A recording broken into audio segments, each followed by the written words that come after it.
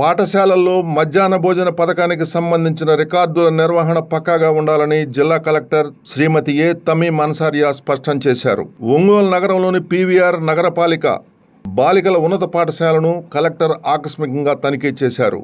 భోజనం చేస్తున్న విద్యార్థులతో కలెక్టర్ ప్రత్యేకంగా మాట్లాడారు. మెనూ ప్రకారం భోజనం పెడుతున్నారా లేదా అని విద్యార్థులను స్వయంగా అడిగి తెలుసుకున్నారు.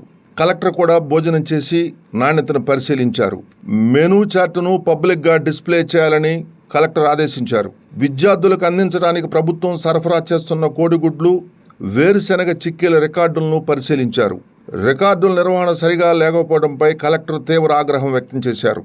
విధి నిర్వహణలో నిర్లక్ష్యంగా ఉంటే సహించనని ప్రధాన ఉపాధ్యాయురాలికి, సంబంధిత బాధ్యులకు స్పష్టం చేశారు. పాఠశాలలో చేపడుతున్న అదనపు తరగతి గదుల నిర్మాణాలను, స్టోర్ రూమును, ఇతర వస్తువులను కలెక్టర్ తమీం అన్సారియా పరిశీలించారు.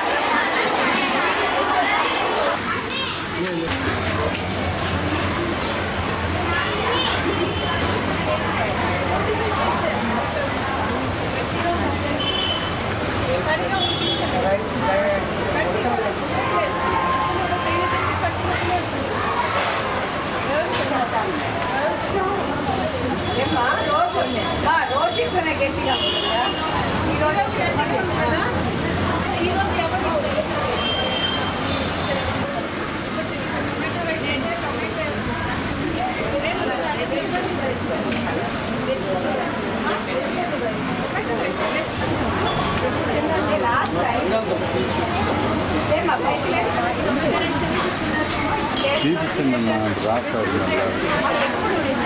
పిల్లల కథలు.